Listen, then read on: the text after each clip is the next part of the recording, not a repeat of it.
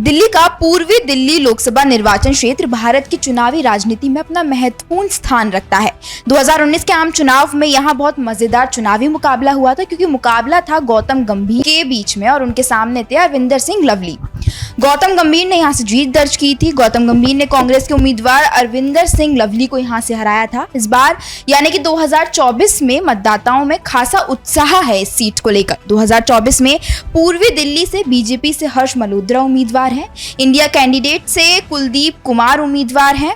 हमारी टीम ने जो सर्वे किया है हम आपको वो भी दिखाएंगे, लेकिन इसी पर आज चर्चा करने के लिए हमारे साथ मौजूद है नियो मीडिया के editor in chief Neeraj Srivastava ji. BJP ने पूर्वी दिल्ली से गौतम गंभीर की जगह इस बार हर्ष मल्होत्रा को टिकट दिया है। क्योंकि हर्ष मल्होत्रा पूर्वी दिल्ली से मेयर रह चुके हैं, तो क्या इस चीज का थोड़ा फायदा बीजेपी को मिलेगा? देखिए, अगर आप दिल्ली की 7 सीटों का सर्वे करें या 7 सीटों पे बीजेपी के प्लानिंग को देखें तो उन्होंने 6 सीटों पे अपने प्रत्याशी बदल दिए। इसमें से ये पूर्वी दिल्ली की भी सीट है जिसको इन्होंने बदल दिया। पहले इस पे गौतम गंभीर जी थे। गौतम गंभीर जी सिर्फ इस बात से जीते थे कि मोदी जी की उस समय लहर थी। पर्सनल गौतम गंभीर की कोई वैल्यू नहीं है दिल्ली में। ठीक है, वो क्रिकेटर है, उनको क्रिकेटर की तरह देखा जाता है कि हाँ भाई ठीक है वो देश के लिए खेल रहे हैं, लेकिन लोकल जो मुद्दे हैं वो गौतम गंभीर कभी एड्रेस कर ही नहीं सकते थे।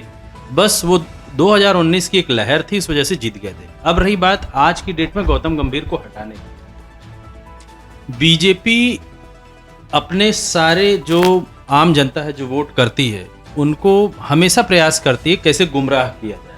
अगर आप इलेक्शन के समय में भाषणों को देखेंगे तो भी उस समय भी वो इस तरीके से प्रयास करते रहते हैं कि कैसे गुमराह किया जाए।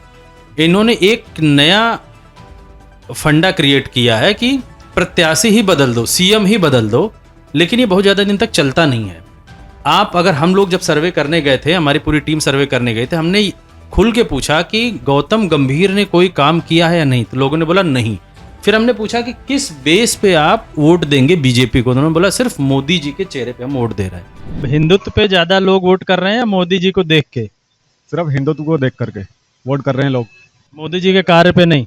वो तो एक मोदी जी कार्य, हिंदुत्व कार्य, हमारे लिए तो कुछ नहीं किया। 2019 की बात करूं तो यहाँ से गौतम गंभीर सांसद थे, क्या कुछ काम उन्होंने करा, क्या रहा? वो बेकार थे, लेकिन वो तो बीजेपी से थे। बीजेपी के थे बेकार। वो भी ओम प्रकाश भी बेकार था, वो भी बेकार थे। कुछ काम नहीं करा उन्होंने ईस्ट दिल्ली से ना इलाके में काम करा है अपना, बस गिनी जगह अपनी जातियों की जगह करा।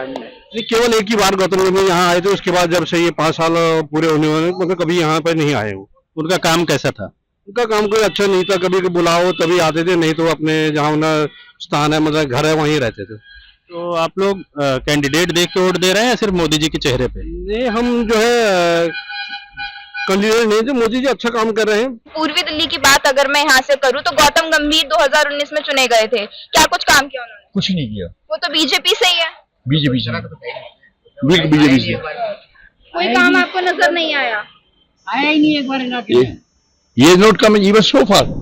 जैसे जैसे इलेक्शन आपका नजदीक आता जाएगा, जो इंडिया गठबंधन का प्रत्याशी वो बहुत लोअर लेवल का आदमी, उनके फादर आज भी झाड़ू पोछे का काम करते हैं, यानी सफाई कर्मचारी हैं, और आज की डेट में भी उन्होंने अपने सफाई कर्मचारी वाले इस काम को छोड़ा नहीं है, जबकि उनका बेटा एमपी का इलेक्शन लड़ने जा रहा है और वो बहुत बड़ी पोजीशन पे है आम आदमी पार्टी में। ये एक बहुत पॉजिटिव मैसेज उस क्षेत्र के लिए जा रहा है कि ये आदमी हमारे लिए बहुत क्लोज है, डे टू डे एक्टिविटीज़ के लिए, हमारे सारे काम के लिए। बहुत सारे लोगों ने तो यहाँ तक बोला कि हमें कोई अपॉइंटमेंट लेना ही नहीं पड़ता, हम पहुँच जाते हैं। ये कुछ ऐसे मुद्दे हैं जो कि बीजेपी के लिए गले की हड्डी बन गए। और दूसरा, इस समय आम आदमी पार्टी को कांग्रेस का भी सपोर्ट है, तो ये मान के चलिए ये सीट 100% आम आदमी पार्टी ही जीत रही है अपने क्षेत्र से।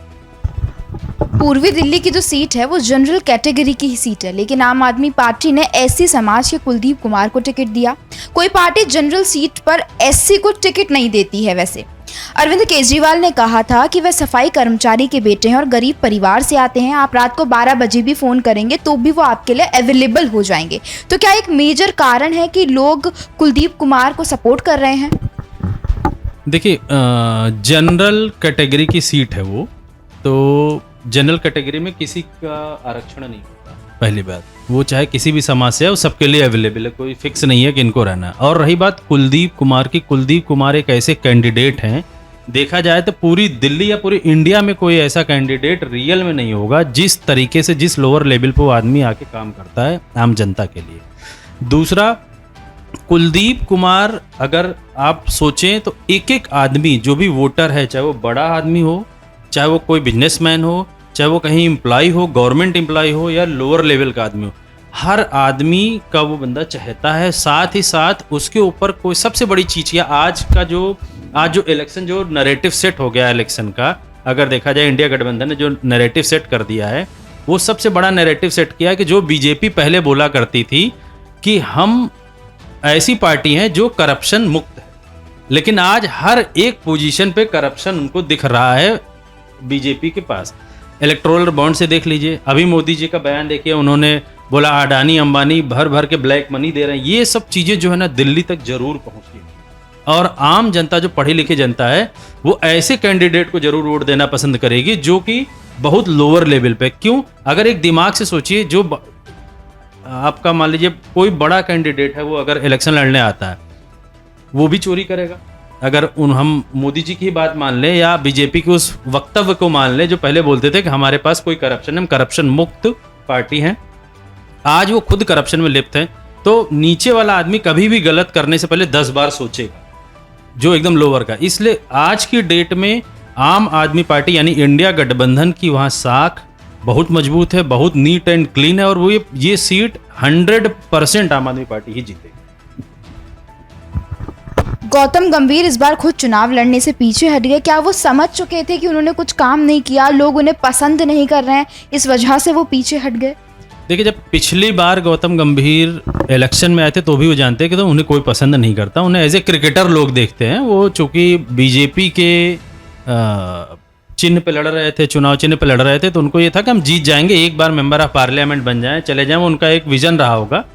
आज भी वो समझ रहे हैं कि आज वो इलेक्शन लड़ने आते तो भी उनको बीजेपी के ही, अगर बीजेपी उनको वोट सीट दे देती तो, जैसा बीजेपी बोलती है कि वो तो रेडी थे उनको सीट देने के लिए, गौतम गंभीर जी ने खुद ब खुद अपना नाम वापस ले लिया। एक्चुअल में ऐसा है नहीं। गौतम गंभीर 2 रीजनों से नाम वापस ले। देखो, जो भी कोई प्लेयर होगा, वो प्लेयर 99% कोई भी प्लेयर होगा वो बेईमान नहीं होगा, और अगर वो ईमानदारी से काम नहीं कर पाएगा तो निश्चित तौर पर उस जगह को छोड़ देगा, चाहे वो क्रिकेट हो, चाहे वो फुटबॉल हो, चाहे वो हॉकी हो।